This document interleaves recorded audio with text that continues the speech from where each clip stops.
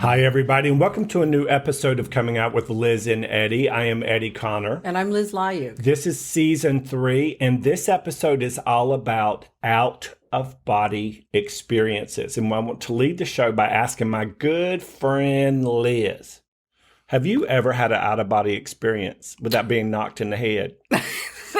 Well, not being knocked in the head, but yes, I've had, I'd say several out-of-body experiences.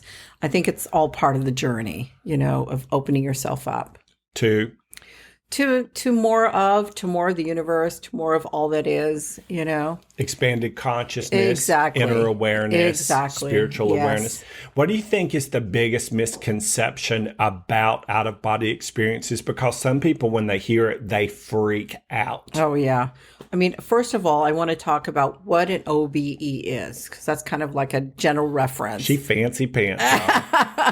Out-of-body experience is a phenomena in which a person perceives the world from a location outside their physical body.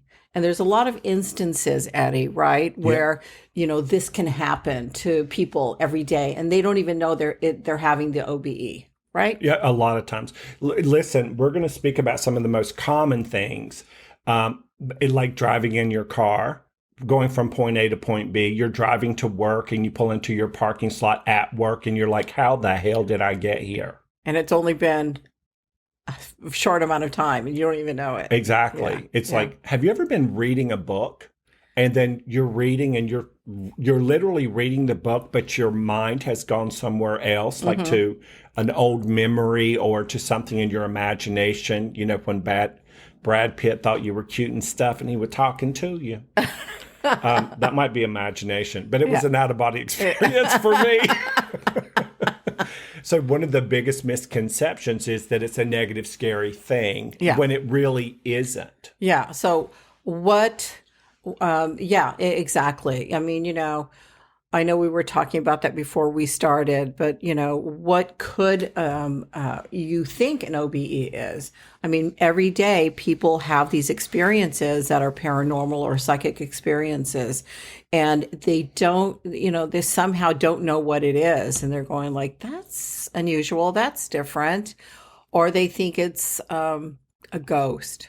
Yeah. Or they think it's something else other than could be them looking at themselves, know. And one of the easiest and kind of fun ways to practice them having out-of-body experiences is when you expand your imagination on purpose. A lot of people don't realize that your intuition and your imagination, they really are soulmates. Yeah. So in order to have expanded consciousness, you need to use your imagination. Yeah. And a lot of people, especially predominant intellectually thinking people, they think, oh, well, it must be my imagination. Well, your imagination and intuition are not separate. They can't be. Yeah. You need one to embrace the other in harmony to have an experience. So to expand your imagination on purpose, to stretch your mind, you want to expand your thoughts and your feelings on purpose to get yourself super comfortable with having deliberate out-of-body experiences. I mean, have you ever had any out-of-body experiences? Mm-hmm. And what was it like, Edward? My out-of-body experience, well, I've had a number of them, but but what's your overall hit on it? That it was an out-of-body experience. No, but how did you feel about it? Was it great? Was it? They were otherworldly. I'm thinking of each of them. So one when I was 10, one when I was in the 7th grade, one when I was 21. So 21 was a car wreck, T-bone, 7th grade. I jumped over 3 steps running as fast as I could. And in midair, I saw a brick overhang coming right at my face at 160 miles an hour. Oh, no. Why? Because it was submarine sandwich day at school. And I was going to be first in line for my submarine sandwich. Okay. Oh, you got a different kind of sandwich. I got a different kind of sandwich, child, because whenever I saw that brick overhang coming to me, my head went down like a turtle, like all the way down to my middies. Yeah. But it was too late. I hit the crown of my head. And the second I hit it at full force, I saw this explosion of light and the pain I felt from hitting the brick overhang stopped. So it was a painful experience. It was and wasn't and then was. Yeah. So I hit the brick overhang, big flash of light, Yeah. and I watched in slow motion my 7th grade acne chubby body fly through the air and hit the pavement like a crash dummy. Oh, Lord. And I was hanging out up here and I thought, who is that? I literally wondered who that was. Yep. And then I was just hanging up here in bliss, bliss, bliss. And I was probably there less than a minute. And I was fully conscious, but I still was trying to figure out who the chubby kid was on the ground. And then the door opened to the biology hall. I'm here. The door opens to the biology hall here. And this girl, I'll never forget this, comes through the biology hall. She opens the door. She's carrying her books like girls used to do back in the 70s, right? Holding her books like this. And she goes, she looks up, straight up at me, the light. Yeah. And screamed bloody murder. Her books fell out of her arms and she was walking backwards, screaming, pointing at the light. Oh, and then the lunch bell rang. So it amplified the scream. And I remember thinking, oh shit, I'm at school. And I got... You go, no, oh shit, I'm not going to get my burrito or... It was, get it straight, girl, submarine sandwich. Submarine sandwich, sorry. And they were good back then before they started putting chemicals in our food. Okay. And they made real bread from the real bakery. And so what happened? Oh my God, she saw the light. She saw me out of my body. And so I don't know what she saw, but I could just imagine her seeing a very thin Getty. That's a gay Eddie in the 7th grade. Without acne and without my Dorothy Hamill haircut. Yeah. Because she had a cute haircut. Just didn't look cute on redneck boys in a trailer park. Okay. And then I got sucked back into my body. When I got sucked back in my body, I don't remember painful. anything. And then my head was throbbing. I opened my eyes, and I'm not joking. There were like 50 people standing over me. Sure, they thought you were dead. Outside of the lunchroom doors. I was 4 feet from the lunchroom doors. Oh, no. And I'm laying there. They're pulling chunks of hair out of my head. No. And the gym teacher said, I think he's okay. I can't tell. And my friend Jay, he was missing 2 or 3 screws, pulled me up. He said, good, now we can all go play chicken. You're on my team. And the coach is like, no. We're going to send him to the principal's office and put him in the nurse's office. In the nurse's office. Yeah. So, and in the moment of the out-of-body experience, it was euphoric, blissful. I felt like I was one with all that is. And then it went snap, crackle, pop back into the chubby gay body. Head throbbing, ears ringing, totally embarrassed because I forgot to tell you, I'd only been to that school for 4 weeks and I started in the middle of the school year. Oh, Lord. So on top of being the new kid that everybody picked on, now I have a head injury and I got a limp. It's a gimp. It's a gay limp. But you survived. Oh, my goodness. Well, I'm right here today. Yeah, exactly. But that when that happened, you didn't feel anything, right? Because you were out of your body. Not a thing. I felt like I was one with the universe. I felt complete unconditional bliss. Wow. Yeah. What about you? Did somebody knock your ass in the head? No, they did not. But I did have a really amazing out-of-body experience when I was on my journey to learn how to channel. Ooh. And I was reading a lot of books on out-of-body experiences by Robert Monroe. And so he was one of the pioneers of OBE and out-of-body experience, and he started in 1978. So there's a lot of books out. We'll talk about that at the end of the show, but that discuss out-of-body experience and the processes. But I was sleeping with my husband at the time. As opposed to her neighbor. Yes, exactly. Thanks for pointing that out. Well, people need to know these things. And then it was so funny. I was sleeping, and just before I would sleep, I would do a meditation. And I would align myself, and I would open myself up to the universe, and I would do my breathing exercises because it's all part of the channeling experience. As I did that, and my husband was asleep already, all of a sudden, I became aware of a light above, a bright, bright light. And I felt myself rising up out of my body, out of the room, our bedroom that we were in. And I could see our bed. I could see my husband sleeping next to me. And it's almost like I felt like this, like you're just rising up. And it was as I became aware of it, it just got faster and faster. So I came up out of our apartment where we were living, came up into the sky, and I could see the lights. I could see the stars, what I think were stars there. And there was a huge light above me. And I was heading for that light. Wow. And but I was aware of it. And then I kept going faster and faster, going up to that light. And as soon as I looked down and I go, oh shit, this is real. As soon as I said that, I went back into my body and I woke up and I go, holy crap. Right? Yeah. That's what happened. And I go, oh my God, it's for real. And that was many years ago that's why I think of it as a process. Yeah. Because I was doing my channeling, I was doing my psychic readings, I was doing all my healing work. And in the beginning, and this was part of the process. And then I had another experience, again, sleeping just before going to bed. It's, for me, it seems that's the timing. Well, yeah. Because your consciousness and your subconsciousness are primed. Exactly. So I'm doing my breathing exercises again, and I'm focusing, and this is down the road from that original experience.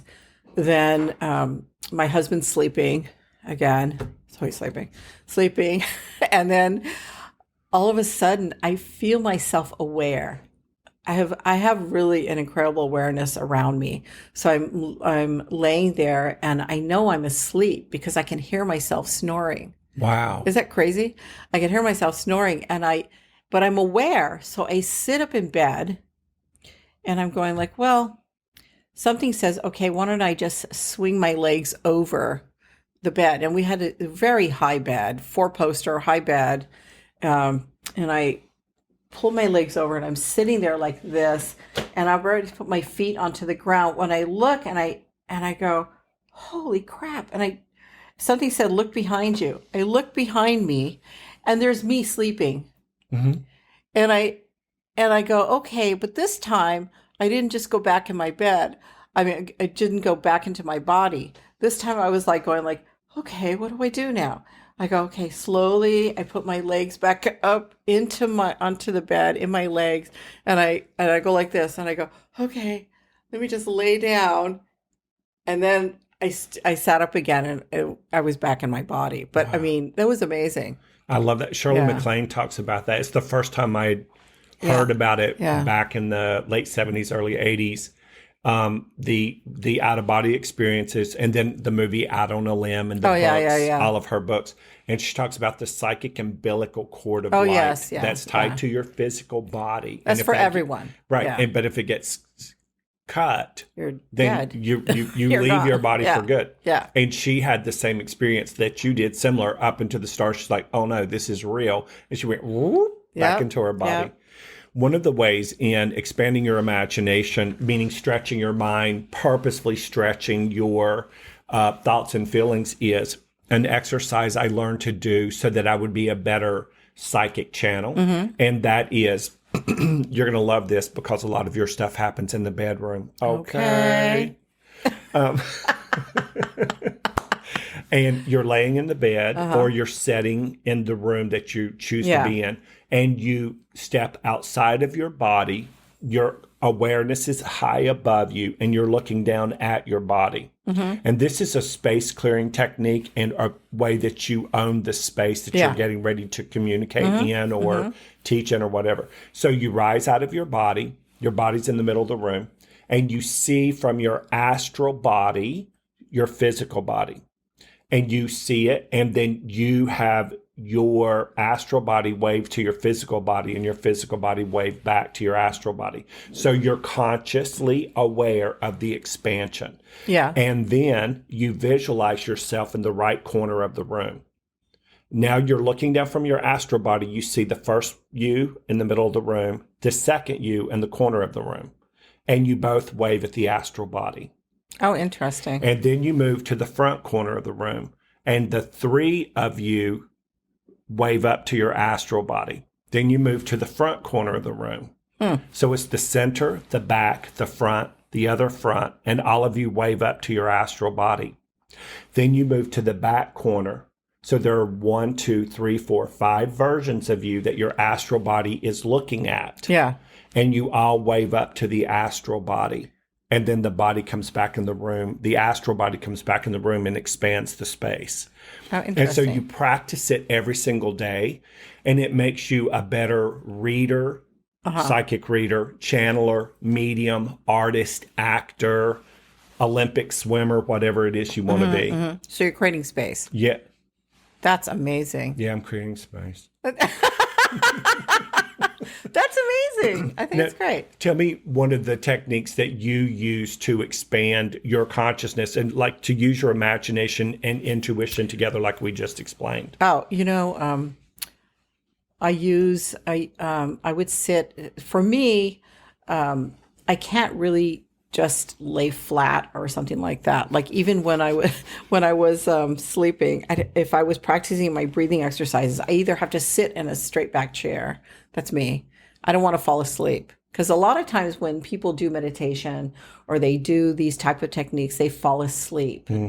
But knowing how I am, everyone's individual and you have your own process. So I would get more of a straight back, comfortable chair. There is such a thing. And I would start breathing. And I would use, in the beginning, I used a metronome, when it would go like this. You're so patient. And you would breathe in for each click. And then when you breathe out, it would be the second click. And then you would continue all the way to 10. And by that time, by the 10, you're in a very still place where you can open yourself up. And I would imagine myself in a hallway. And I would be walking down this hallway, and I would see all these doors. And I would continue down the hallway, and I would go to the very last door at the end of the hallway, and I would open the door, and I would walk through, and that's when it would start. What? My expansion. Oh. Yeah. See, I would do the same thing, but I would play Dolly Parton's 2 Doors Down. They're laughing and singing and having a party. Because I'm weird. No, but it really works. You can also use that one where you can, if you like the outdoors, you can use it like you're in a garden by yourself with a pool, and you see yourself looking into the pool, and then you see the reflection of yourself in the pool. And then you see yourself falling into that pool and expanding. Your awareness expands. I mean, there's all different kinds of techniques. Yeah, you can do. And I mean, personally, I favor the simplest things more. I like to focus on breathing techniques because it does help you calm the body, all parts of your body, right? And your cells, because some people are kind of like jiggity when they begin to start meditating. That's why I used the metronome. And then after a while, I didn't need it anymore. It was just automatic. I would just count down and then just do it. Well, because your breath is your life force energy. Exactly. And the more cognizant you are of that breath coming into your beingness, the more you can expand your consciousness. I mean, like I remember one time having an out-of-body experience while I was with a client. It's interesting. I was with a client and I was channeling for this particular client. All of a sudden, spontaneously, I was out of my body. I was on another planet. And on that planet, it was all water. Oh. And in the water, there was whales and it was just whales, but they were intelligent. Super intelligent, telepathic. Not like Earth whales. I'm sure they are too. I think that's where they came from. Who knows? That is 100% where they came from. And so, but I was on that planet and I'm going, whoa, full color. It was always full color. And I just go, oh my goodness. I go, Do you know what I mean? I wonder if the it happens spontaneously. Right. I wonder if the first, so if you went, no, that won't work. Okay. No. Just checking. Yeah. No, but sometimes, when you do your breathing exercises or you go into meditation, things happen spontaneously, sometimes even without, right? Mm-hmm. Even without, doing these meditations and these breathing exercises, all of a sudden, you're in a state, whatever state that is, you're in that moment, that perfect moment, that perfect time in which all of a sudden you're out of body. Wow. Right? Yeah. I mean, I'm sure it's happened to you. Well, I'm always hitting the head with something. And so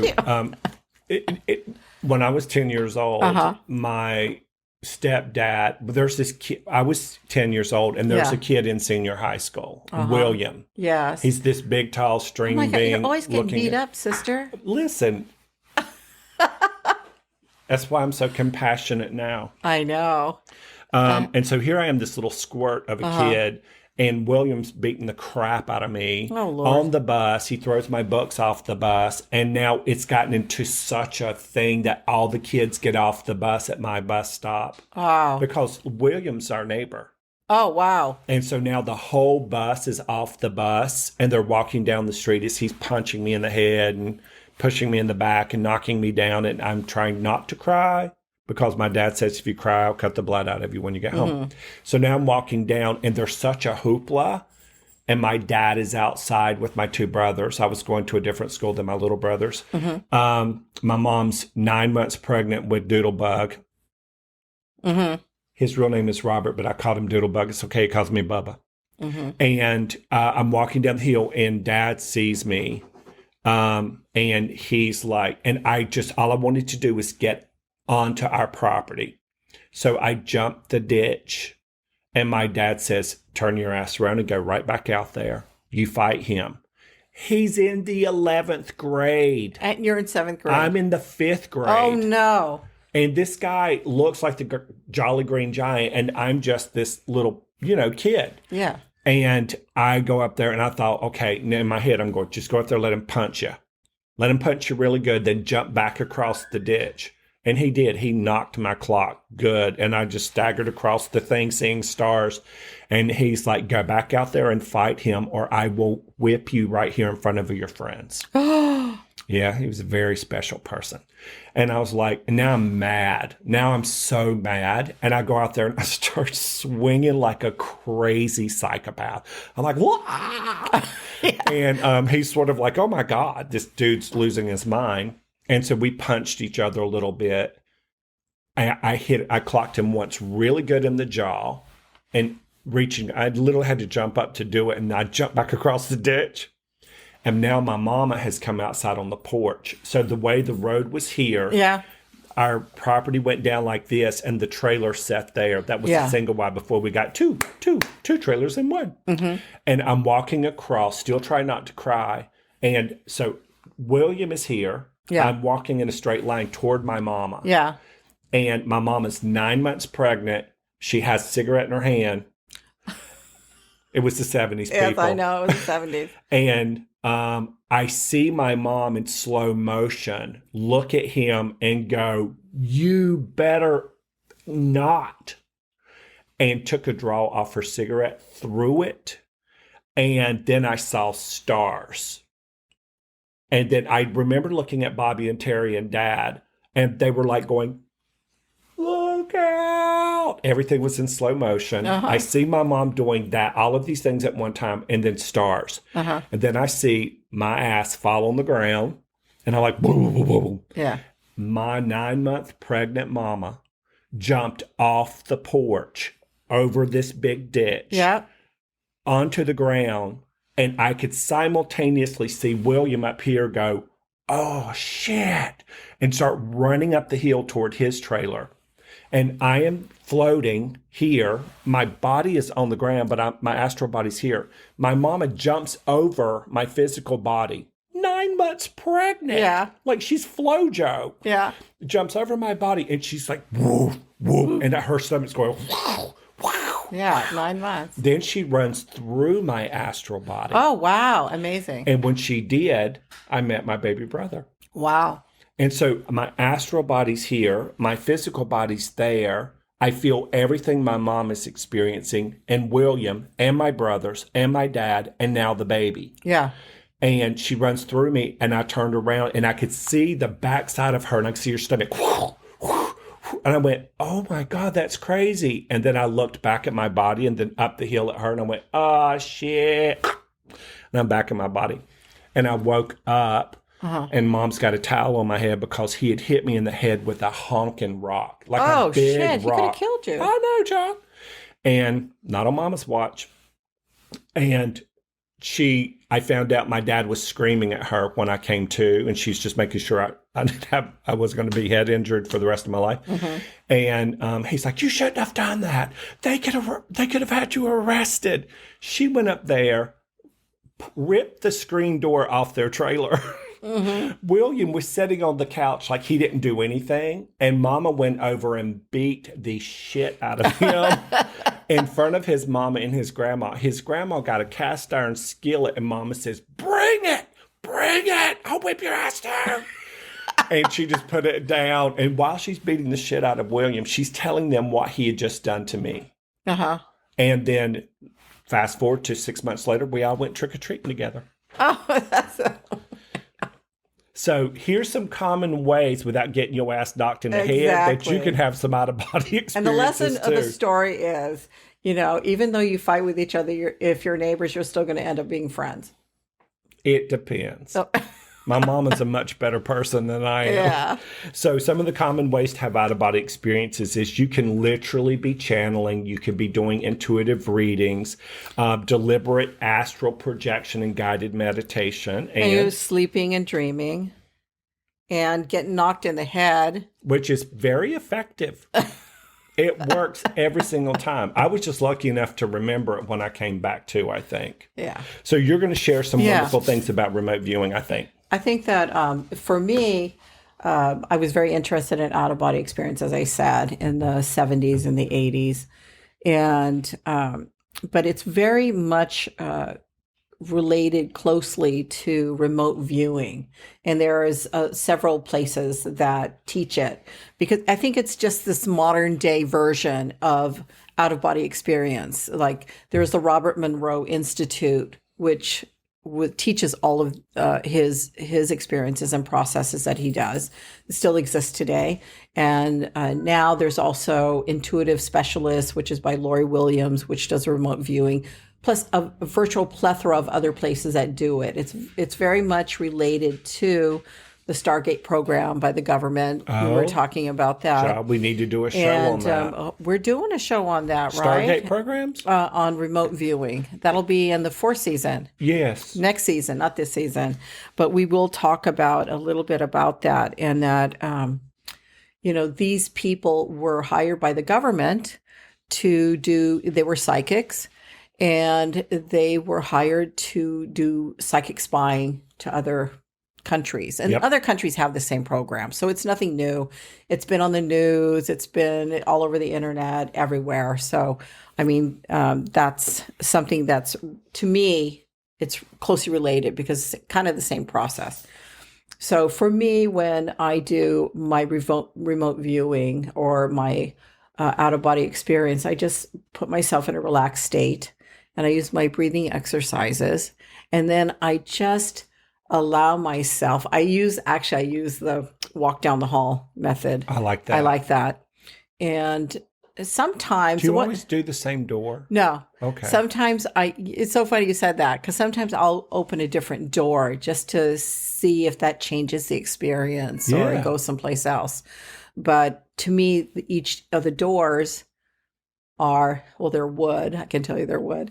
And each of the doors, and I think for me, in my representation of that reflects like earth, grounding. Yeah. And so I'll open the door or the physical body, and I will just focus on allowing the experience to come to me, and all of a sudden I'll feel my body rise. So that's what I do. But everyone experiment. I mean, I encourage everyone to experiment and do your own thing, right? Absolutely. Because what's good for one person is it's different for somebody else, and it's all different experiences, and it's all good. It is. Right? It is. Yeah. So if you're just tuning in, you're watching Coming Out with Liz and Eddie. I'm Eddie Conner. And I'm lizlayug. This episode has been all about out-of-body experiences, what they mean. We've tried to dispel some of the misconceptions about it and have some fun with it too, so that when you have your own out-of-body experience, you can be like, what up, bitch? Right? Yeah. Oh, we forgot to mention one thing, Edward. Well, maybe we'll have another show on it, but I know I'm not supposed to. I'm going out of script, but I have to tell you, it's like we forgot to talk about when you're in the hospital or you're sick or something like that. You could have an out of body experience. Oh yeah, there's a lot of creepy shit that goes on in a hospital. Really? Yes. Well, yeah.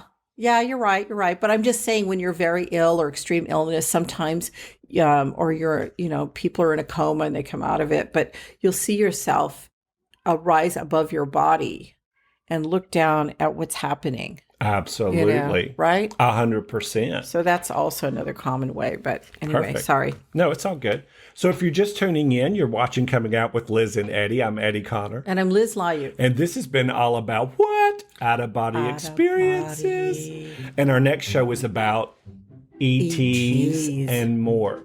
So until we see you next time, please remember to keep your fabulous thoughts, feelings, and frequencies high, fast, and pure, so that you can what? Unlock the universe within. Thanks, y'all. Thanks, everyone.